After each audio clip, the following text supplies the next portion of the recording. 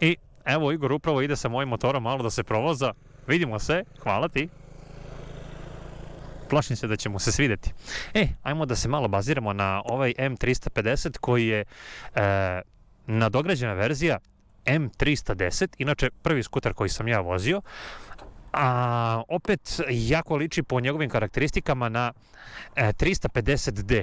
Praktično 350D i ovaj skuter imaju isti agregat, apsolutno. Ovo je od 37 konja koji se nalazi i u 350E, dakle agregat je apsolutno isti, bukvalno iz jednog motora u drugi.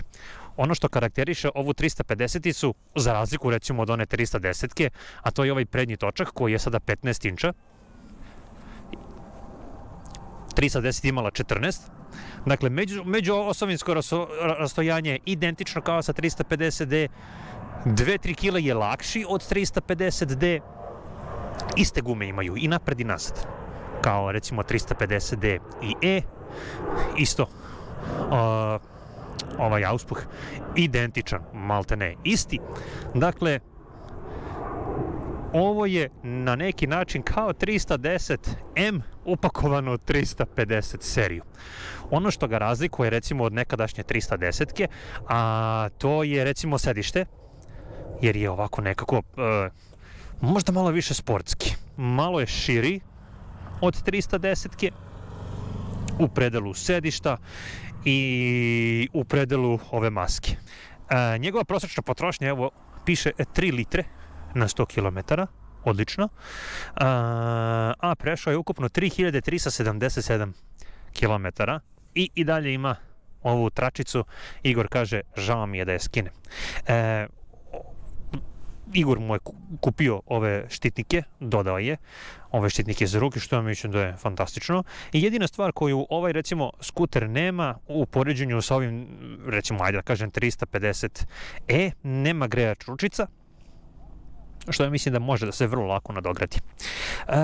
I to je to, korman je, odnosno ručice su identične, inače postoji i veći vetrobran.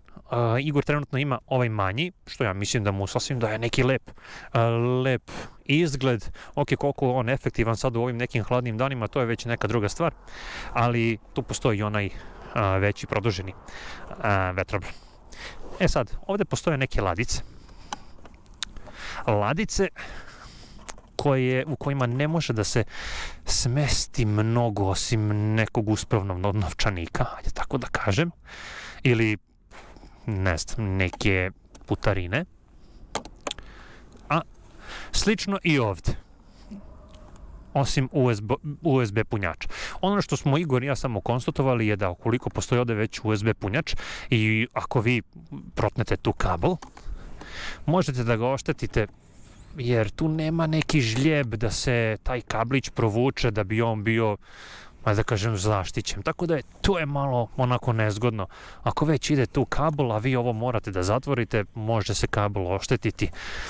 Tako da, ajde da kažem, to je neka onako stvar za diskusiju. Inače, gepek identičan kao nekadašnjoj 310-ki, odnosno 350D, staje jedna full face kaciga. Inače, neko će reći da je ovo mali prtljažnik za ovu klasu motora. Tačno, slažem se. S druge strane, mislim da je ovaj skuter baš napravljen da bude gradski skuter, kompaktan, jak, lagan, ekonomičan, startan, da se vrlo lako sa njim možete provući bilo gde. Ali zbog toga Igor je stavio ovaj kofer, ako se ne varamo, od koliko? 34 litre. Evo da upalimo. Odlično. Dakle, zvuk tog motora je isti kao i onaj što se nalazi 350D i E. Apsolutno, to je sve to. Ono što je vredno spomenuti kada je reč recimo o ovom nekom zadnjem sedištu, tu ima mesta za suvozača. Igor mu je stavio tu naslon. Smatram da je ovo sedište za suvozača dovoljno samo za neke gradske vožnje, kako ne bi došlo do nekog poremećaja udobnosti i tako dalje i tako dalje.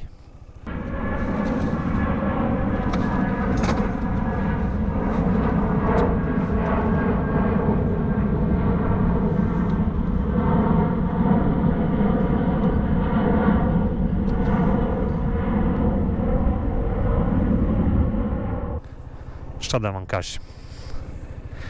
Hajdemo u vožnju.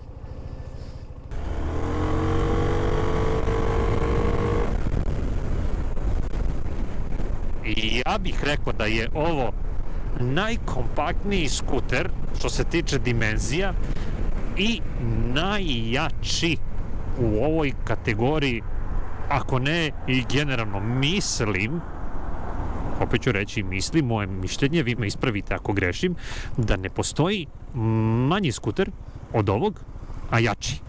Sad kad smo na semaforu, ja ne mogu sa punim stopalom da se oslonim na ulicu, što mi relativno prija, ali opet imam dobru stabilnost, da imam kontrolu nad njim kada stojim.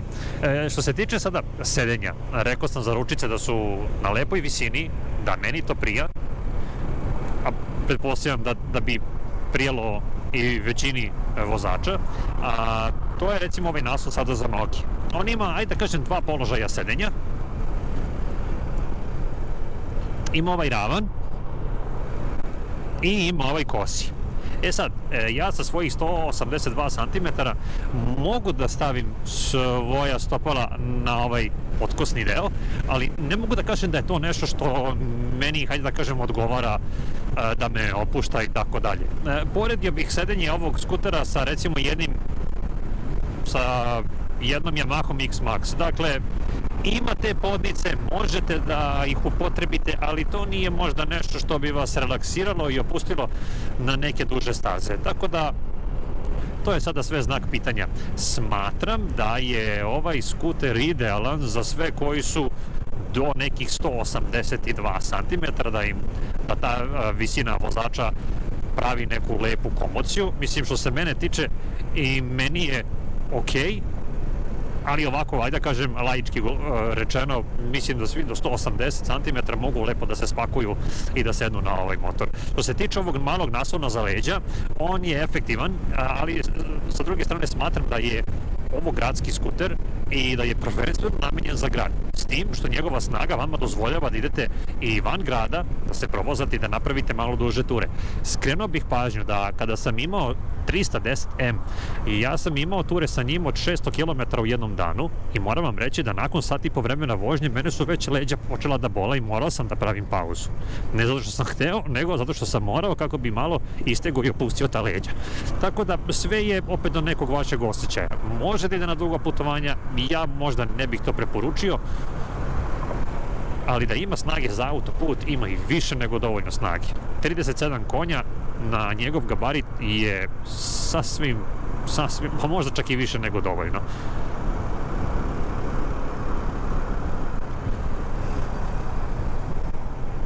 Kada se radi o vetrobranu, kao i kod serije 350D, oni imaju ovu opciju za sportski vizir, odnosno ovaj manji zatamljeni i onaj produženi visoki.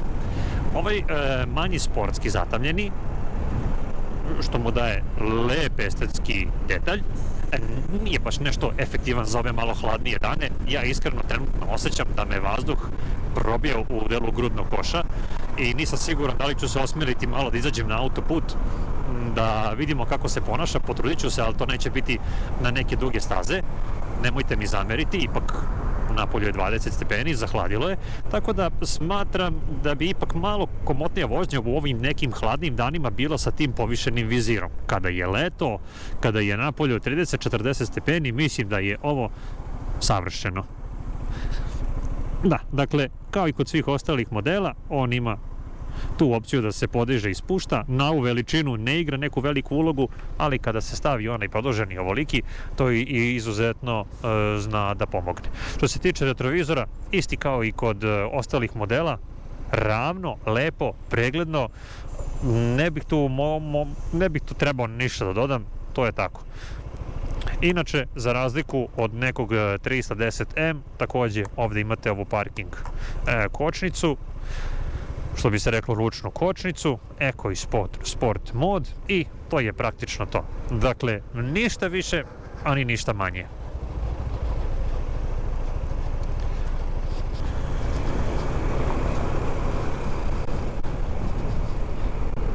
Dakle, zvuk je apsolutno isti kao i kod mog 350E, tu nema razlike. na isti način vibrira, na isti način se čuje, ali imam osjećaj da mnogo bolje poteže, ipak lakšije, ima manju čelnu površinu i smatram da je neka maksimalna brzina ovog modela pa bar za jedno 10 km/h veća nego kod 350e modela. Ajmo da pričam malo o udobnosti, odnosno o amortizerima.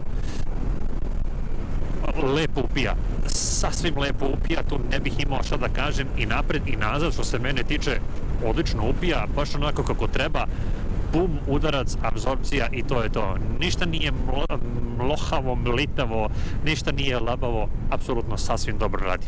Što se tiče kočnica, mislim, evo sada vožnjom i ovog modela, ono što moram da dodam, a to je da izgleda, meni se čini, da jednostavno Zontesovi skuteri imaju tu taj neki, kako se kaže, taj neki prostor između ovog opuštenog normalnog dok ne poče da hvata. Evo recimo i kod ovog modela koji je praktično nov, on hvata tu. Dakle, to nije greška, to nije ništa ajde da kažem van serijski, mislim da jednostavno fabrika isporučuje takve skutere gde je to potrebno malo duži hvat nego recimo kod ostalih modela koje sam vozio. To nekome može malo da zasmeta, a nekome i ne mora. U svakom slučaju to je opet stvar navike, neko ko se navikne kao ja na to, to je to, mislim, što da vam kažem. Ovaj model ima kontrolu trakcije, kao i njegova starija braća, ABS, povezivanje sa Bluetoothom i tako dalje. Eto, ajde sad neko će da kaže, fali mu još i grejač ručica, malo više prostora ispod sedišta i tako dalje i tako dalje. Generalno, uvek nešto fali nekom modelu.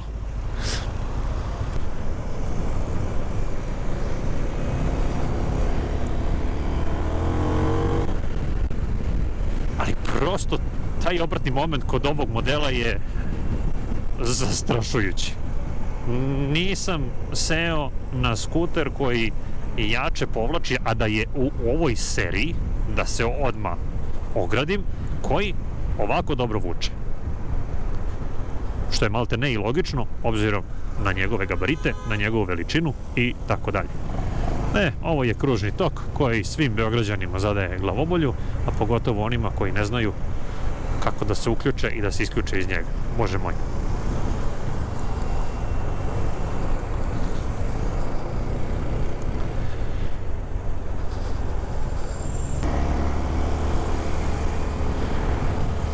Što se tiče vibracija, moram priznati da su vibracije, da kažem, taj rad motora malo veće kod ovog modela nego je, ajde recimo, kod mog 350e. Mislim da je to donekle i logično, jer ipak manja konstrukcija, nema tu puno šta da se radi, tako da na ovim nekim manjim obrtajima on zaista malo ume onako malo da zatrese. Nije to ništa strašno.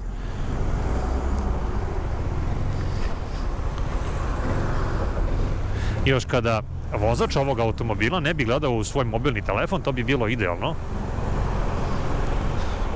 Ali ja ću biti dovoljno strpljiv kako ne bih sebe doveo u opasnost, ne daj Bože, ovaj skuter.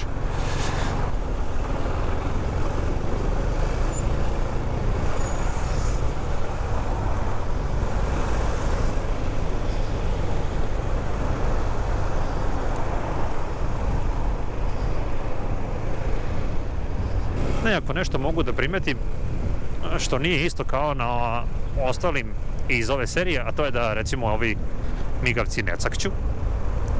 Dakle, oni nemaju to cak, cak, cak, cak, cak. Opet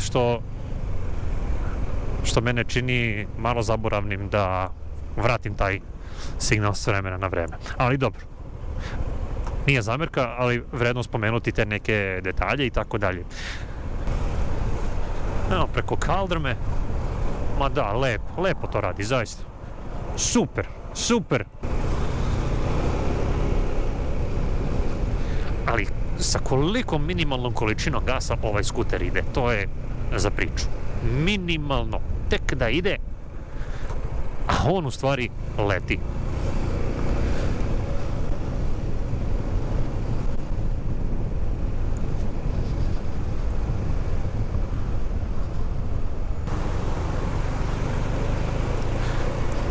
Odlično, ja verujem da ćemo ipak izaći malo na autoput kada smo već ovdje napravili jedan lep kružić. Evo, u ovoj ulici Kneza Miloša, malo je gust saobraćaj, ali dobro, strpljen, spašen, to je najbitnije.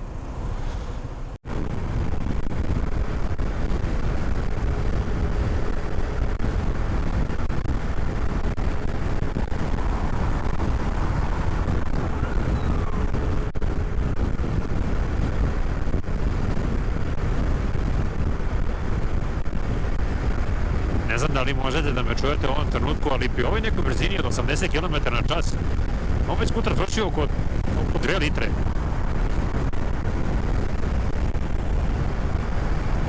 Bukvalno za njegovu veličinu i gabarit, pogledajte sad ovo.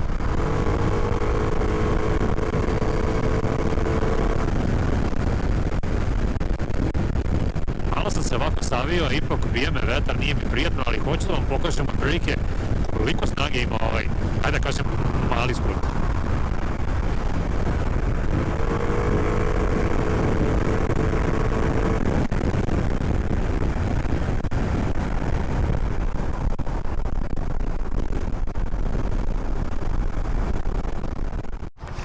Dobro.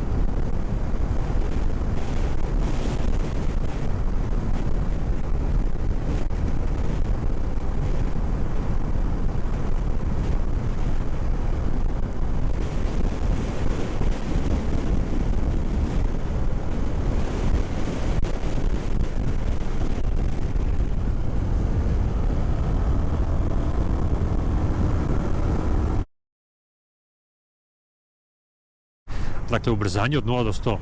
Wow. Apsolutno, kao da ima 2 cilindra. Do 130, lepo. Posle toga, malo teže, ali ima snage. Zaista nije mi bilo udobno ni komfortno da neku njegovu maksimalnu brzinu testiram, a slažete se da to baš i nije po zakonu. Ne promovišem brzu vožnju, sve u svrsi testa.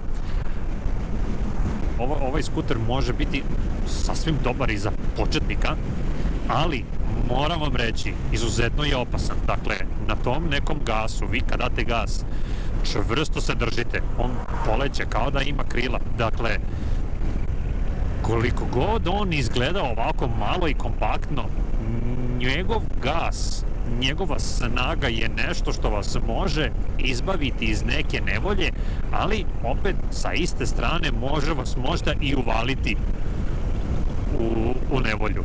Elem, što se tiče ovog modela, odličan gradski skuter.